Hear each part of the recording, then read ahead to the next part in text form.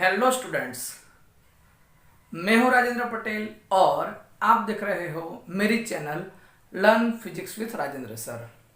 आज मैं आपको सिखाऊंगा chapter number 9 ray optics and optical instrument वाला जो चैप्टर है उसमें एक्सरसाइज का जो क्वेश्चन है 9.3 उसके बारे में हम डिस्कस करेंगे, क्योंकि काफ़ी स्टूडेंट्स को ये जो क्वेश्चन है उसमें डाउट था।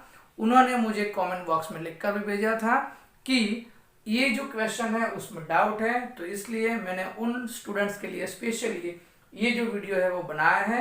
और आपको भी अगर कोई प्रॉब्लम है, आप मेरे चैनल को देख रहे हैं और अगर आपको कोई प्रॉब्लम है तो आप मुझे कमेंट बॉक्स में वो जो प्रॉब्लम है वो लिखकर भेज सकते हो, तो मैं आपका जो प्रॉब्लम है वो सॉल्व करने का ट्राई करूँगा। और आज से मैं अपने डिस्क्रिप्शन बॉक्स में एक व्हाट्सएप लिंक दे दूंगा। वो व्हाट्सएप लिंक पर आप मेरे ग्रुप में ज्वाइंट हो सकते हो और उसमें अगर आप कोई प्रॉब्लम जो है उसको शेयर करना चाहते हो तो भी कर लीजिए। मैं वो प्रॉब्लम को भी सॉल्व करने का ट्राई करूँगा। तो अगर आपने अभी तक मेरी चैनल को सब्सक्राइब नहीं किया है तो सब्सक्राइब कर लीजिए एंड बेल आइकन को भी प्रेस कर लीजिए। अब स्टार्ट करते हैं हम एक्सरसाइज 9.3 जो कि चैप्टर नंबर 9 का एक्सरसाइज का क्वेश्चन है। पढ़ लेते हैं पहले। A tank is filled with a water to the height of 12.5 centimetre.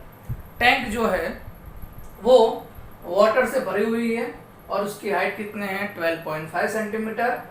The upper depth of a needle lying at the bottom of the tank is measured by a microscope to be 9.4 centimetre.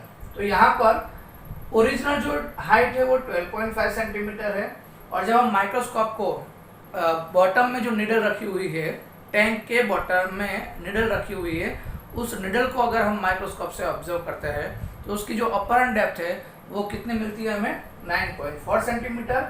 What is the refractive index of water, तो उसके basis पर हमें water का refractive index जो है वो find out करना है। आगे, if water is replaced by liquid of refractive index 1.63 up to the same height, by what distance would the microscope have to be moved to focus on the needle again? अगर हम पानी को निकाल दें, जितनी हाइट तक पानी भरा हुआ था उतनी हाइट तक दूसरा लिक्विड भरना है, पानी को हटा देना है, उसमें दूसरा लिक्विड जो भरना है जिसकी रिफ्रैक्टिव इंडेक्स 1.63 है, same to same height, that means 12.5 centimetre. तब जाके हमें वो निडल को दिखना है थ्रू द माइक्रोस्कोप। तो हमें वो जो माइक्रोस्कोप है उसको कितना शिफ्ट करना पड़े या फिर उसको कितना मूव करना पड़े, वही निडल को अगर हमें फिर से शार्पली देखना है तो उसके लिए हम स्टार्ट करते हैं पहले डेटा से। तो यहाँ पर हम फर्स्ट पार्ट की बात करें, उसमें क्या है, वाटर का रिफ्रैक्टिव इंडेक्स फाइंड आउट करना है। तो उसमें आप देख सकते हो कि पहले ओरिजिनल हाइट है, मतलब मैं यहाँ पर लिखूंगा HO ऑब्जेक्ट हाइट, वो कितना दिया है 12.5 सेंटीमीटर। तो ऑब्जेक्ट हाइट जो है वो कितना है 12.5 centimetre. Upper and that means HI, upper and depth that means HI, वो आपको कितना दिया है 9.4 सेंटीमीटर। अगर यहाँ पर आप इसमें से ऑब्जर्व कर रहे हो, एयर में से ऑब्जर्व कर रहे हो, तो N1 बराबर क्या आ जाएगा 1 आ जाएगा, because of refractive index of air is 1।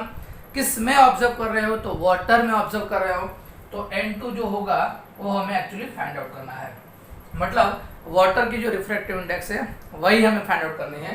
तो upper and depth and real depth वाला जो कॉन्सेप्ट मैंने आपको सिखाया था उसमें मैंने एक फॉर्मूला दिया था, HI divided by HO is equal to N1 divided by N2। N1 मतलब जिसमें से ऑब्जर्व कर रहे हो, एयर में से ऑब्जर्व कर रहे हो और इसमें ऑब्जर्व कर रहे हो तो वाटर में। क्लियर। तो यहाँ पर HI कितना दिया है आपको 9.4, HO कितना दिया है 12.5, N1 जो है 1, N2 मतलब वाटर का रिफ्रैक्टिव इंडेक्स, वो हमें फाइंड आउट करना है। तो यहाँ पर हम N2 को सब्जेक्ट बनाए तो 12.5 डिवाइड बाय 9.4, तो आपको आंसर जो मिल जाएगा वो कितना मिल जाएगा 1.33, मतलब ये हम NW लिख सकते हो। क्लियर। N2 बोलो या फिर आप यहाँ पे लिख दो द रिफ्रैक्टिव इंडेक्स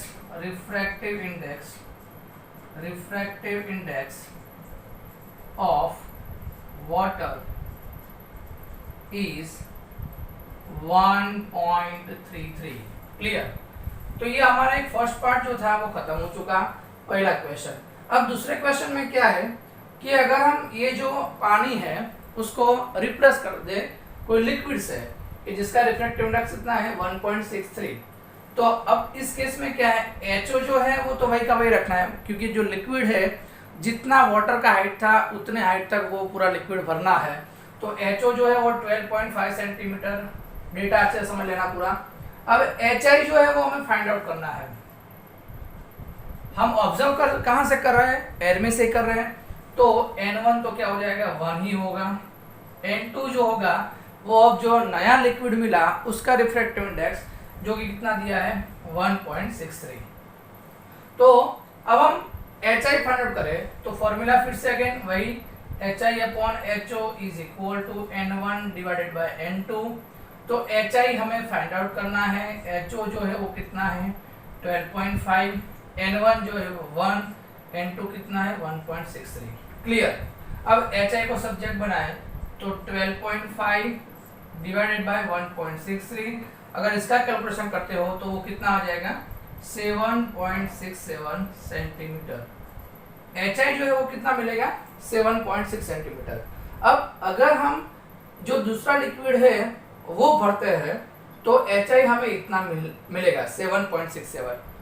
पहले के हिसाब से माइक्रोस्कोप को हमने कहाँ पर सेट किया था 9.4 तक, मतलब 9.4 पर इमेज जो थी मिलती थी, तो माइक्रोस्कोप वहाँ पर था, हमने सेट किया था। उस वक्त निडल जो है वो साफ दिखते थे। अब हमारा जो अपरेंट डेप्थ है वो कहाँ मिला है 7.67, तो 7.67 पर इमेज मिलती है। माइक्रोस्कोप अभी हमारा कहाँ पर सेट है 9.4 पर, तो उसको मूव करना पड़ेगा। कितना मूव करना पड़ेगा, 9.4 में से 7.67 लाना है तो उसको मूव कितना करना पड़ेगा, तो इस दोनों का जो सब्ट्रैक्शन मिलता है that is a movement of the microscope, उतना मूव आपको माइक्रोस्कोप को करना पड़ेगा। तो movement of microscope, movement of microscope कितना मूव करना पड़ेगा, तो हम लिख सकते हैं कि यहाँ पर 9.4 था पहले माइनस 7.67 मिला, तो कितना करना पड़ेगा 1.73 सेंटीमीटर जितना माइक्रोस्कोप को अगर आप मूव करवाते हो तो ये जो निडल है जो बॉटम पर है वो आपको फिर से क्लियर कट दिखेगी।